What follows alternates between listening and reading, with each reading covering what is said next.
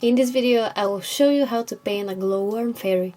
This painting will be highly stylized. There's also a link to a file with a sketch for this character, which you can download and color, or you can transfer it onto a thicker paper and paint with me. I will be using my iPad and the painting app Procreate. I will share with you how you can easily add value to your characters. Hi, my name is Nera and I'm an artist from Czech Republic. Let me explain why I choose to design and paint this particular character. First came a quite sexy fairy with wings looking like violet petals. I know it sounds crazy. And then I took the idea of a violet fairy and turned her into a character just because I like the color and her name and most of the structure on her wings. But then I was thinking more deeply about what other characters I can create. And here is where we need to backtrack a little bit. I have a degree in special needs education and I learned about all types of disabilities, and I was thinking about how I can represent them. And that's when I thought about a fairy with glasses. Also because I usually wear glasses too. And then I thought, okay, so her sight is super bad. Maybe she needs something like a cane. And then I thought about a little girl seeing this fairy in a magazine or in a picture book and pointing at my glowworm fairy saying, "Oh, she looks like me!" And that's when I knew it's a good idea. When you are developing characters with value, you have two options that you can use to give them depth. First one is the easier one. Source valuable and meaningful aspects of your characters from your own life. This can mean that you can use your own experience in your family, use your pets, use your friends, and situations you've been in, and create a little niche for your character, if you know what I mean. Second one is a bit harder, and that would be to do a research on the topic you're interested in, or an audience you are gearing towards. Find out a lot about them, find the good stuff and the bad stuff, so you can avoid it and present a clear picture. The added value can be their physical appearance, quirks in their personality that shows at first glance, or it can be a very special piece of clothing or habit that they have, or it can be a specific medical or psychological condition. After watching many videos about characters and illustration from Anusha Syed, I will link her channel in the info cards, but also after a thorough research of the current picture book market, at least in Czech Republic, it is obvious that the world of children's illustrated content needs variation, which you can be mindful of and you can be the one to provide it. My character also has the properties of the glowworm, so it can be also used as an educational character about this type of insect, which is another value you can add. Your character should be usable, and you can write yourself some bonus points if you can develop a character with multiple traits that you can exploit. Usually for the purposes of magazines and something like a pamphlet illustration focused on children, the character needs to be clear and it needs to be very obvious what you want to communicate through them.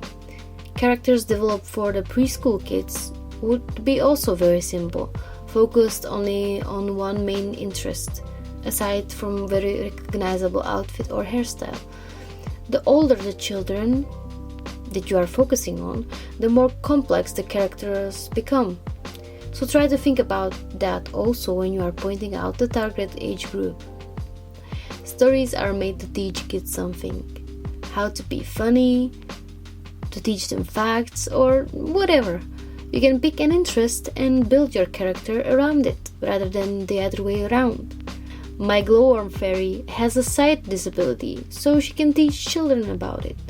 In the same way you can use, animal-based characters to teach about their nature and their species, or maybe a character that is super into colors, so he can teach about colors and he can become an artist in the future, or a character that is super into sport, and you get the gist.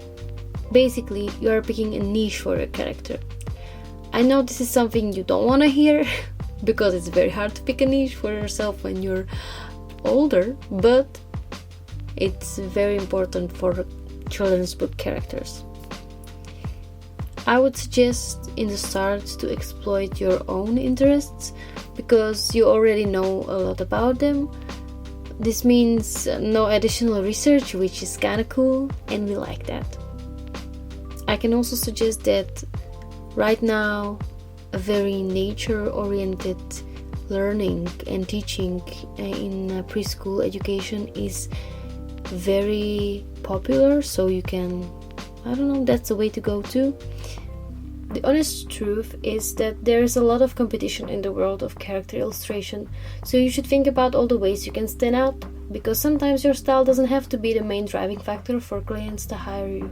You should have good range with your characters in race, in medical and psychological conditions, and also in age. Important part of being a good developer of characters is to have a good range. You should be prepared to illustrate from babies to grandmas and grandpas, from microorganisms to insects to elephants. Of course, you don't have to have experience drawing and painting everything, but having a good variation in your portfolio is not bad, especially when you're considering a children's book illustration portfolio, which is mostly what I am focusing on right now. So basically, when you're thinking about creating a character, it's okay just to follow your guts and let your inspiration take you where it needs to. Not every character needs to have something extra. Simple and adorable characters are still very interesting when you use them in a good way. Just think about all the options you have when creating. You can try to find parallels in the world of animals and incorporate that into your character's design. Your character doesn't need to be a human at all. It can be an emotion, a mythical creature, an animal, or a thing. It can be anything you like. To add value to them is to give them a purpose. Why did you create them? What story you can tell through them? Can they communicate a message? If you can think about these things and write them down somewhere near the character so that you remember, that's the most awesome practice you can do. The character's visual image will also depend a lot on the age group you will focus on. So, for example, in the beginning, my glowworm fairy. In Czech, we call him Světlušky, so her name is Světluška. This means a bringer of light, and which is basically a glowworm. Oh, as I was saying, in the beginning, I painted her with long dress, because I like the shape of her body more. But you can obviously see that in this illustration she has a short dress. I think like this they are more appropriate for the character, focused on the age group between 6 and 11, which is what I had in mind for her. In Czech Republic there is also a charity called Světluška, which is focused on people with sight disabilities, so I always imagine this character in a magazine for kids with this type of disabilities so that they can relate to her and learn through her. I also have another video where I show you how I paint another character, an angry mushroom. I will put it in info cards. You can watch it and you can try a little exercise and write me a comment about why I created the character. Is he interesting to you or not? What could be his story? Do it only if you want, but we could discuss your ideas in the comments.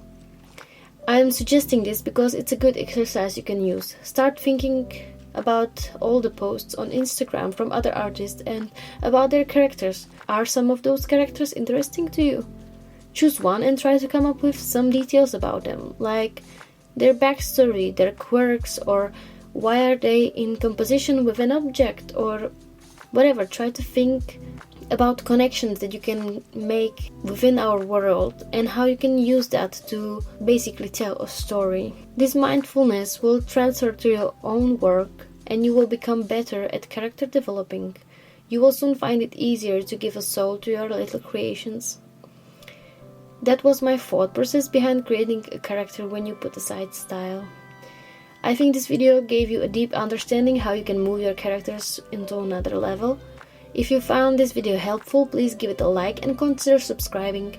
I am focusing on developing myself as an artist and I am preparing a series about children's book illustration. I am a complete beginner in this field, so I will be working on a lot of personal projects where you can tag along. I will also be sharing more in-depth information over on my Patreon, so if that's something you are interested in, there's also a link in the description. Have a beautiful day. Bye!